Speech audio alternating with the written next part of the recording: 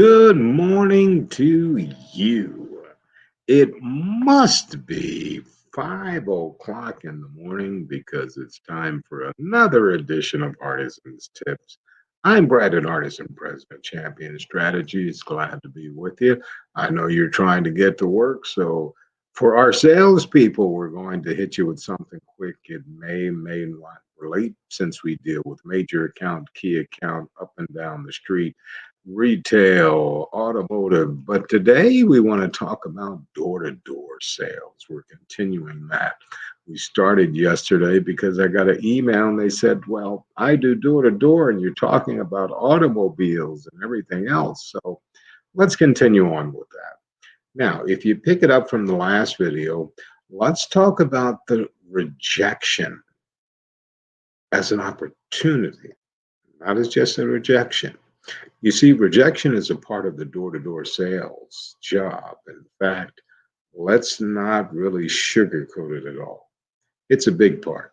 Door to door sales is not an industry for the weak in spirit, easily discouraged. It takes true tendency to have high door to door sales success rate and willingness to endure the occasional door being slammed in your face. It's going to happen. The key to understanding that none of it's personal. Some people either just don't see the need for your product or they just don't feel like doing business with you. I don't care how you spin it, you're going to hear no's. There are 1,000 reasons why customers might be interested in what you're selling, but most of them may have nothing to do with you. You only control those things that you can. So teach each rejection as a motivation to better your door to door skills techniques and learn what works, what doesn't work. Look at each rejection as a learning experience, and small steps not only improve the salesmanship, but really the thick skin, if you've heard of that term before. Be sure to read the signs, however. Sometimes it's best to accept a no and move along. And there's a sense of wasting everyone's time or a non starter. So every door to door salesman worth their salt has experienced hundreds, if not thousands, of rejections. Take it all in stride. Learn from each encounter and grow as a sales professional. Get to know your product's pain points. Now, keep in mind, we only have so much time. So, your questions should be as high gained as possible. That's your job because you are effective getting into the door. So, hopefully, there's a script, there's something that you're going to find a way. Is your product in need in their household? Or you may have been trained that you're not leaving, you're going to force them to love it.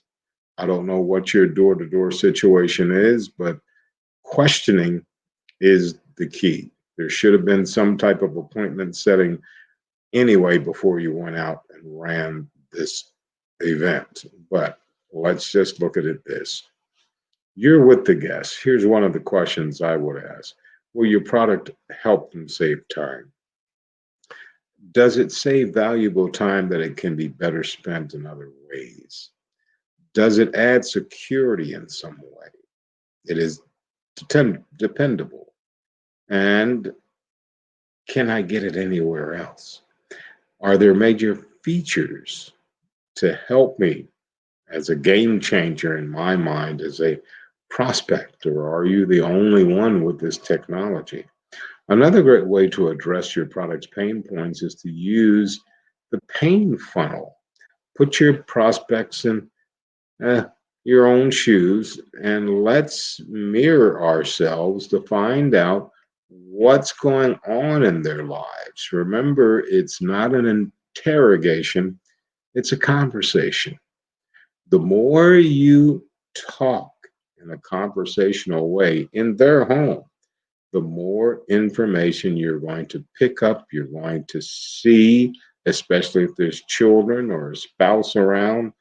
You'll know exactly where the pain points and how your product can position if it has an opportunity to position that. That's what you need to be sticking with.